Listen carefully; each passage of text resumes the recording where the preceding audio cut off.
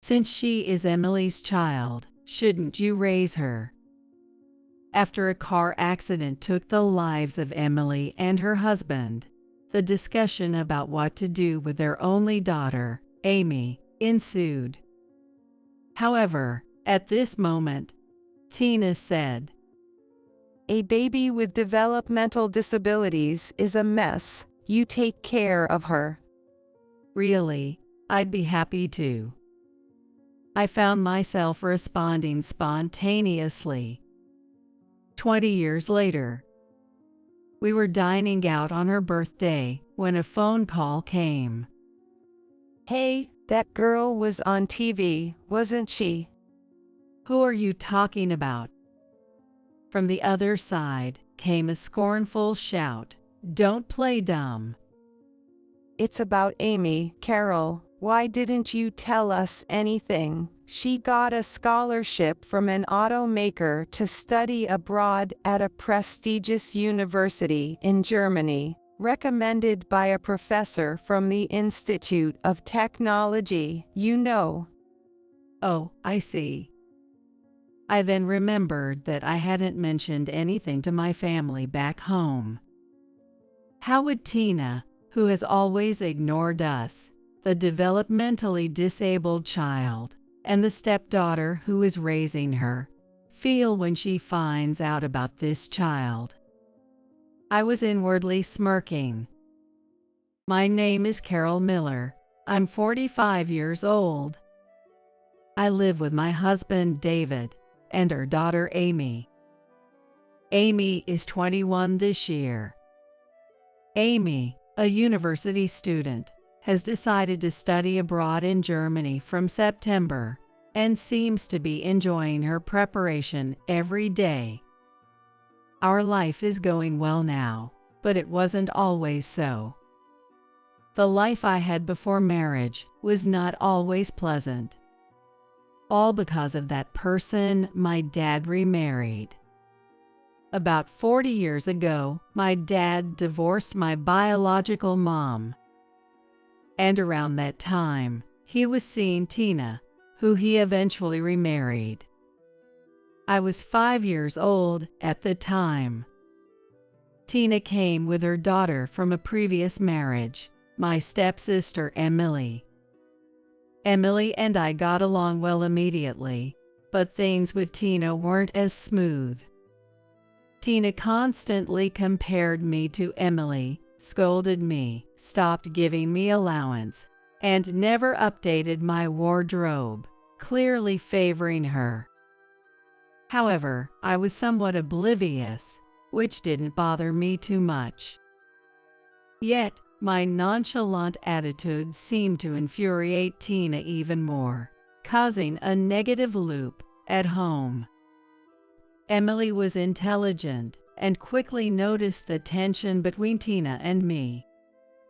She felt sorry for me, buying things only for herself, and apologizing with a sorry look. This got worse after my 10-year younger brother, Tony, was born. Tina focused only on Emily and Tony, virtually ignoring me. Well, being ignored was probably for the best. While it was bothersome, it wasn't as hard on me as Emily felt it was. In reality, I wasn't as academically or athletically gifted as Emily and Tony. Besides, I wasn't very good at exercise or health. I was convinced that I was different from them. I got a job after graduating from high school, while the two went on to go to a top university. When I was 23 years old, I married a young man, David Miller, who worked for a client of my company where I worked. Meanwhile, Emily also got married and had a daughter the following year. But here, our fate took a sudden and tumultuous turn. When Emily's daughter, Amy, was just 18 months old, Emily and her husband died in a car accident. Emily was only 27 years old at the time. After their funeral, the question arose of what to do with Amy, but here the discussion became complicated because Tina refused to take the child in. Normally, a child would be taken in by either the grandparents or the in-laws, but Emily's husband's family consisted only of the father. He could manage his own life just fine, but taking care of a baby was out of the question for him. He admitted the baby was cute, but it was too much for him. At this point, the natural choice fell to my parents, who were both still around, but Tina was against taking the girl in. "Why can't you take in Amy?" I unusually confronted Tina. Then Tina snorted and spat out. "That child is Emily's, but unfortunately she's not well made." Wondering what she meant, I continued to question her. "I heard from Emily before. She said Amy was a bit strange, so she had a specialist look at her, and it seems there is a bit of a problem." I remember David's knee shaking next to me when he heard this. "So you're saying you can't raise her?" "It's not that I can't raise her, I just don't want to." I was appalled. Surely that's not something you say about your granddaughter. "Like you, it's not worth raising a bad kid." I was unusually furious at Tina's words this time. I was unable to have children after all. After failing to conceive despite being married, I investigated and found that there was an issue with the development of my reproductive organs, making it difficult to have children. In hindsight, there had been signs, like irregular periods. I blamed myself for not noticing, but having accepted it, there was nothing I could do. However, if there was a child, I also felt a desire to try raising one myself. That's why I confronted Tina, who I normally wouldn't argue with. "Since she is Emily's child, shouldn't you raise her?" But at that time, Tina said this way. "I don't want a child with developmental issues." Developmental issues. That word stung me deeply. I later realized that I too had some developmental issues, as I was slow to react and often made little mistakes at work. "Are you saying you don't want to take her in because she's poorly made or has developmental issues?" "Yes, that's right. Emily and Tony were always very capable kids. They were worth raising." "So you had that attitude towards me?" "Yes." Tina raised her eyebrows as if it were obvious. "If you had even a slight chance of a future, I would have raised you like Emily and Tony, but you, from the first time I met you, you couldn't even respond properly, and kept your nose running." It seemed she had written me off from that moment. Then my dad, who was listening, tried to calm things down. "Hey, that's not something you should say." But I knew well that wasn't what he truly felt. He had left me to Tina and generally ignored me. That is because I looked too much like my mom, whom he had divorced.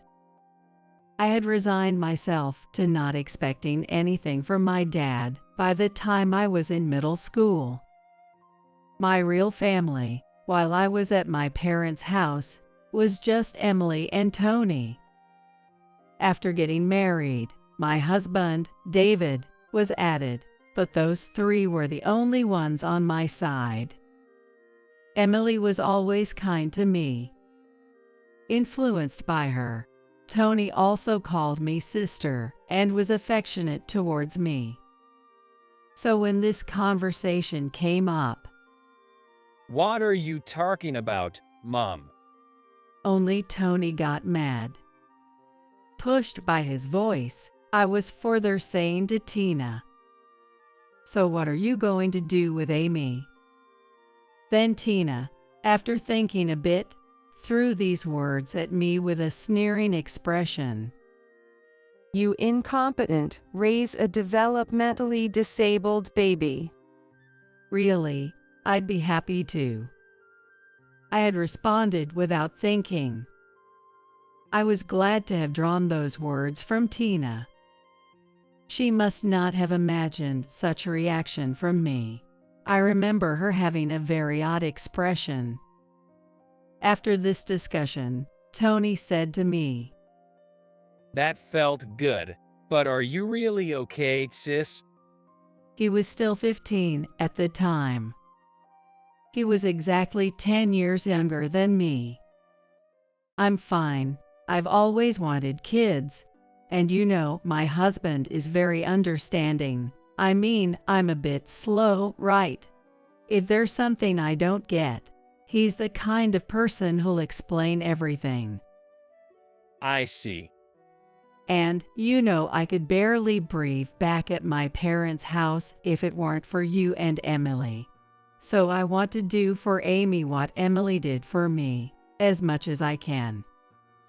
Then Tony nodded deeply. If that's what you think, sis, then it's okay. But it might still be tough, you know. So if there's anything I can do, just tell me. That's what he told me. I was happy about how my brother felt, and I just patted Tony on the shoulder lightly. Emily's daughter Amy had shown signs of developmental disabilities from the beginning. As an infant, she disliked physical contact and was sensitive to noise. When she got a bit older, if she started something, she would keep at it indefinitely. So David decided to take Amy for an early assessment. Moreover, he suggested this. Let's also check our own tendencies while we're at it. David has had a personal interest in this field for a long time. Some of my friends have pretty bumpy traits. You know, they kind of stood out in class. But they were interesting guys. When David and I took the tests, I also understood what meant by my slowness. In an intelligence test that reveals 4 characteristics, my ability to think and observe, verbal comprehension, and perceptual reasoning were average, but my working memory and the ability to quickly process tasks, processing speed, were somewhat below average. That means you should avoid multitasking, and you'll be fine if you go at your own steady pace. He was generally balanced and above average, but as expected, Amy's test scores were highly variable. Her verbal comprehension and perceptual reasoning were exceptionally good, but her working memory and processing speed were barely average. This disparity meant that even if her overall IQ was good, living could be difficult. So I decided to really commit to raising her and quit my job. I had just been continuing without a reason to quit, so that transition went smoothly. Becoming a full-time homemaker, I was able to understand my traits from the test results, and under the doctor's guidance, I improved the efficiency of household chores. And when child care necessarily involved multitasking, I didn't hesitate to seek external help. As Amy grew up, she often misunderstood questions and ended up not being well liked by school teachers, neighborhood adults, and friends. But whenever a problem arose, we dealt with it immediately. David and I were just trying our best with Amy. Interestingly, she knew from a fairly early age that I was not her real mother. and she accepted it in a matter-of-fact way. It's a bit strange, but it seems that's just how she feels. Then, she smoothly entered middle school and high school, and even managed to get into a target engineering college. And last year, although she was only a sophomore, she suddenly said that she had met a professor from her department who had suggested she go to a university in Germany. Really? Is that true? Yeah, is that okay? Amy asked in the same tone as when asking if it's okay to go on a trip or head into town for shopping. Oh, right?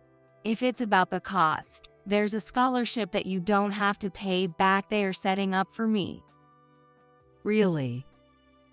I was surprised. It was less about the fact that it would save on tuition, and more about what it meant that Amy was being offered so much. Honestly, I don't really understand what Amy is studying at school.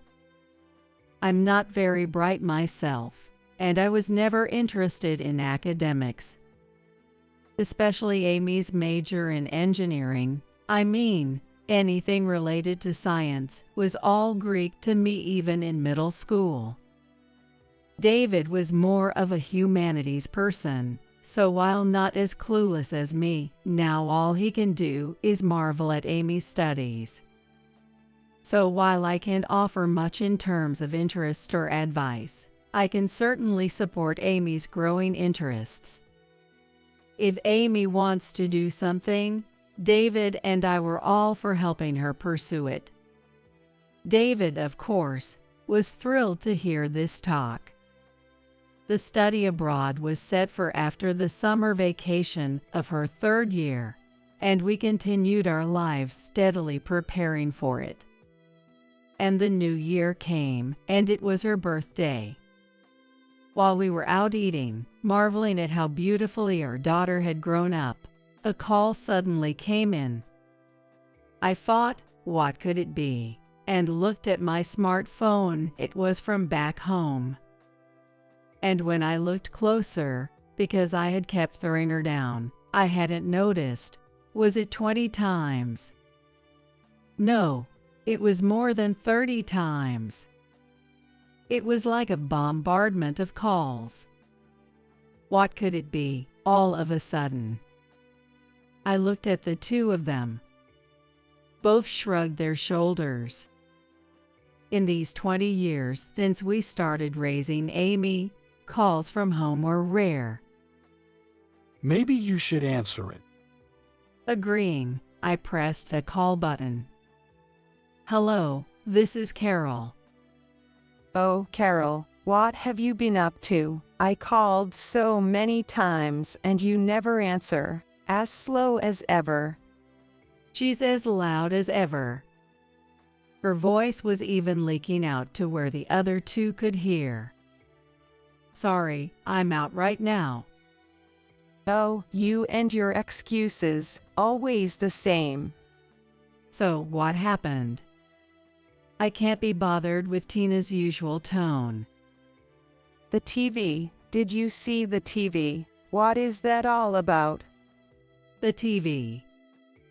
Just now, the evening wide show. They had a segment on promising young people. The Promising Young People segment. Really? That reminded me of the local station's evening wide show. Sorry, I've been out and haven't seen it. What happened? What do you mean what? Your girl was on TV, wasn't she? Who are you talking about? From the other end of the phone, a voice shouted, "Don't play dumb with me." Meanwhile, Amy took out her smartphone and started doing something. It's about Amy, Carol. Why didn't you tell us anything? Recommended by a professor from the engineering college. She's going to study in Germany on a scholarship from a car manufacturer. Oh, I see. I remembered that I hadn't told anything to my family back home. Really, Carol, why don't you tell us such important things? From the other side of the smartphone screen, a surprisingly loud voice echoed. Hey Mom, is this what she's talking about? Amy showed me a muted video. It seemed to be from our local station's video channel. All right, next up, we'll drop by this lab. The anchor walks into a laboratory. And there were the professor, the assistant, and Amy, who had dressed up for today. What? This was today? Yes. Apparently, the content was about the promising young people that the broadcasting station thought highly of among the young generation. Why didn't you tell us about the study abroad thing? I let out a sigh. Tina, I thought you wouldn't be interested. I could have boasted to my neighbors that she would be on TV. What is she talking about? Amy looked at me, puzzled. I see. This isn't a big deal for Amy, I realized. Come to think of it, being on TV is a big deal for your generation, Tina. David also muttered quietly. Amy's eyes widened in astonishment. Indeed, it's true. When I was a child, it was a big fuss when the local TV station's cameras came to town. And when it aired, my siblings and I would crowd around the screen. Nowadays, anyone can broadcast videos, so young people aren't as impressed by local TV interviews. And I don't feel it's as special anymore, but for Tina's generation, appearing on terrestrial TV was really a big deal. It's something to brag about to the neighbors. By the way, Tina is very much a show-off. But that doesn't mean I have an obligation to report every detail to her. Tina, you haven't cared about Amy before, have you? You didn't even ask which school she was going to. So why should I specifically tell you now? Well, but still. I could tell Tina's voice was getting flustered. You would have thought she'd go to such a prestigious engineering college. It's the top science school in the state. Even Tony couldn't get in there. That's true. Amy attends the top engineering college in the state. It's quite prominent even on a national level. And our state, being a hub for the automotive industry, was involved in this study abroad opportunity. Somehow a plan Amy made on her own and proposed to her professor made its way into the hands of engineers at a major car manufacturer, leading to a scholarship. In fact, David was quite astonished when he heard the whole story. I never imagined a child with developmental disabilities could go there. Or is she normal? It is certain that she has a developmental disability. In fact, I was able to ask for a helper to help raise Amy, who had a very particular personality, when she was beyond my capacity for parallel work. But how could a child with such a developmental disability go to such a top-level college? We just expanded her strengths and supported her weaknesses. What kind of strengths are you talking about? I shrugged. Even if I mentioned her understanding of language, Tina wouldn't be easily convinced. I explained it to her like this. To be honest, I really don't know the details of what Amy is studying. You don't know? Tina raised her voice even more. You know I'm not the brightest, Tina, don't you? Well, that's true, but As usual, she's brutally honest. She's always been like that with me. Calling me dumb or slow, she never minces her words. is that okay for a mother? It's fine. She's working hard and doing what she wants. I'm not really doing anything special, am I? It's true, but I mercilessly hung up the phone. She's the same as ever, huh? Amy said in disgust and looked at my disconnected phone. Then, about half a year later, the day came for Amy to go to Germany with her professors. I went to International Airport with David to see her off. Amy, are you really okay? Yeah, maybe. Amy answered in her usual laid-back manner. It might not be okay, but we'll deal with that when it comes. The professor who had approved her smiled as he said this, and the assistant, who was also accompanying them, just chuckled upon hearing it. We spent the long wait at the airport talking in a cafe. But then that moment came. Amy, there you are. I was startled by the voice. Is that you, Tina? What? As soon as they recognized us, Tina, my dad, and several women of Tina's friends hurried over. Who are they, Mom? Your grandparents, and I'm not sure about the others. Could they be the neighbors you mentioned? We whispered our guesses on the spot. However, what surprised me was how dressed up Tina and my dad were. Hey, Dad, Tina, what's going on? I stepped in front of Amy. Hi, Carol. Don't be so cold. That was my dad. I was puzzled. Look, your mom told me. You didn't get in touch at all, right? And I watched that local program. I recorded it. Why don't you come home to talk about these things? She's always been inconsiderate, and these are my neighbors. They came all the way here wanting to meet my genius granddaughter. Genius. I was dumbfounded by her words. Until recently, they hardly bothered with Amy, assuming a child with developmental disabilities wouldn't amount to much. Honestly, since her birthday, I had been bombarded with annoying calls. I had to ask my brother Tony to intervene and ask them to hold back on the calls. Tony had moved out after getting married, but he still had influence over our parents. After all, he was their only son. But it seems he also found our parents' home uncomfortable.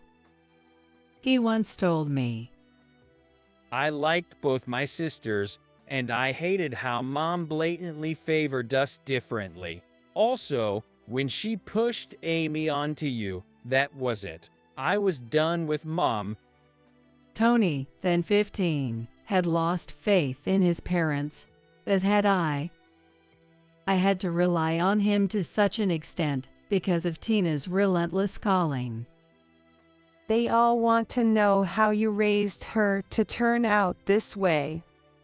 You never asked me before, did you? I answered indifferently. Come on, isn't that a bit unfair? My dad reproached me like that. Unfair. Tina is the one who hasn't contacted us for the last 20 years. I answered nonchalantly. Then my dad turned to Tina, looking surprised. That's not true. Tina, forcing a smile, quietly headed towards the professor sitting there. Thank you for your help. I am Amy's grandmother. My granddaughter has been under your care a lot. She began her greetings as she left. The professor and his assistant were muttering something. Then the professor, with widened eyes, turned to Tina. Excuse me, are you the person who, because of her granddaughter's developmental disabilities, pushed the responsibility onto Carol? The professor asked cheerfully and straightforwardly. What? Tina froze. Professor, this woman is not used to that kind of talk. Amy spoke bluntly. Oh, my mistake. You mentioned that. Yes, indeed, I did say that. Facts are facts. Right, facts are important. The assistant chuckled at me as if to say, "What should we do?" I silently gestured to leave it as is. These two are cut from the same cloth. It seems that among university professors, sometimes you find this type of personality. They are very smart when it comes to their own research, but there is often something very off elsewhere. Having dined with the professor at our home several times due to Amy's matters, honestly, it felt like there was another Amy there. When the professor and Amy started talking, my husband and I couldn't keep up at all. Not only because the topics were specialized, but also because the conversation was incredibly abbreviated. And the leaps in their dialogue were staggering.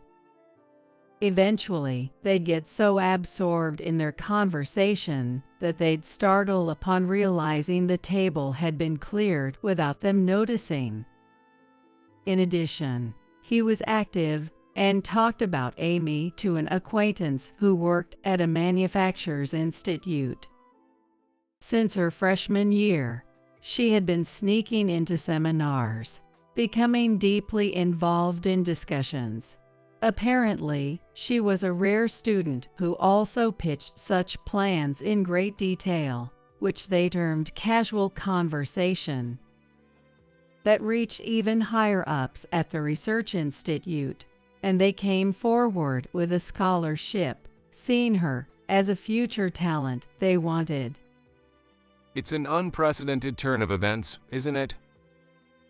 The assistant, apparently there to support such an unconventional professor, chuckled. From an outsider's perspective, he must seem very difficult. Honestly, if this professor lived nearby, I'd find it troubling. After all, he's the kind of person who can blurt out something about Tina so loudly. No, that's not true. I asked her to take in my granddaughter because Carol couldn't have children. Tina desperately denied it with a troubled look. Well, I actually have a pretty good memory. When Amy first snuck into my seminar, that story had already been told, and Amy herself has a good memory too. Yeah, I do have a good memory, right, Grandma? You left me when I was about 1.5. You remembered that time. Tina stared at Amy, shocked. Well, I don't actually remember, but I remember everything about my photos at home. There's nothing from before I was 1.5. That means before that, you couldn't bring anything home, right? Because of my biological mom's photos, right? I just figured it out from the timeline. Tina looked dumbfounded. Still not enough words. So, Tina, when I took Amy in, you didn't let me take even a single photo of her biological mom, Emily, did you? Did that really happen? She's talking about that. Because you kept all of Emily's photos to yourself, Tina. We don't have a single photo of Amy from her first 1.5 years, whether she was in them or not. At this, the neighbors behind us started murmuring. Yes, That was when I was about 7, I think. I heard it from my uncle. Amy, realizing she had been vague, suddenly started speaking rapidly. When I called my uncle, he said there were photos, but Grandma wouldn't give them to him. When I asked why, my uncle told me. Grandma really loved my mom who passed away, so she wanted to keep those photos. That's why any photos with me in them were off limits. So, I don't have a single photo of my real mom. The murmuring behind us grew louder. Not a single photo of her real mother. It's a little too awful. I remember, Carol was often left behind when everyone else went on trips. The neighbors seemed to have good memories too. I see, so Tony said that. He did a good job. I couldn't help but laugh a bit. What did you say? Tina overheard and glared at me sharply. Don't you understand why Tony moved out of the house, even though his workplace isn't that far away? What are you talking about? Tony was embarrassed that his mother was the kind of person who would kick out me or your developmentally disabled grandchild. I spoke slowly and clearly, making sure everyone behind could hear. And Amy added to my words, her tone bouncing. Well, I'm not sure why you came here, Grandma, but I don't need any contact from you in the future. I don't care about you and don't want any relationship going forward, and I won't even attend your funeral. She said it nonchalantly. I burst out laughing loudly. Hey, that's a bit too much to say. I added, though it was after the fact. Sorry, just telling the truth. The look on Tina's and my dad's faces was priceless. Then my dad and Tina learned that this was going to have a terrible impact on them. Someone had recorded our conversation at the airport, and it had spread on social media. Never underestimate an evening local news show. People of all ages look forward to local programs, regardless of their broadcast value, enjoying programs that pick up on local information, given that local programs are dearly loved. It's not surprising that someone would record Amy, whose face is well known locally, especially since her peers might recognize her from the local scene. Even if it was a strange dispute at the airport, people might want to record it. The recording, including audio, saying abandoned because of her developmental disabilities, resonated widely in today's climate, quickly going viral. When David and I were relaxing at home, he suddenly checked social media and exclaimed, "Wow." Seeing the word developmental disability trending, he discovered it was our video. The sheer number of reactions and comments made David and me look at each other and burst into laughter. Then from the next day, the onslaught of calls from home began anew. It was such a hassle that I just set it to voicemail. Among those messages, Tina was shrilly pleading, Please get that video taken down. as if that were possible. According to Tony, Tina has been unable to leave her house lately. The neighbors who were there tied what they saw to the viral video with their younger family members. That lady pushed her developmentally disabled granddaughter onto her stepdaughter. Young people spread it further by word of mouth. The perception of developmental disabilities has changed significantly over the past 20 years. Tina's behavior would never be acceptable in today's world. As a result, whatever momentum she had has disappeared. and she now stays cloistered at home. My dad often calls me, seemingly distressed by having to listen to Tina's complaints. As for me, I keep the answering machine on because, frankly, it's not my concern. After all, my dad never did anything when Tina was bullying me. He can take care of Tina by himself, as far as he's concerned. Hello, Mom. I've settled into my room. I went to see the school. Since her arrival, Amy has been calling me daily. Such a huge campus. I think my German is somehow understood by everyone. She keeps chatting about various things. Well, honestly, the German lessons were rushed before her study abroad, but it seems they're paying off now. She's always had a good memory, and she has analytical skills and courage. In addition to German, other European languages are also being spoken. It appears that being abroad might be a comfortable place for Amy. Hey, Mom, I really will call you every night. That's what Amy tells me. Yeah, well, only if you have time. I respond. Don't say that. I'll be lonely. You'll get busy with your research soon, won't you? Yeah, I probably think so. I agreed.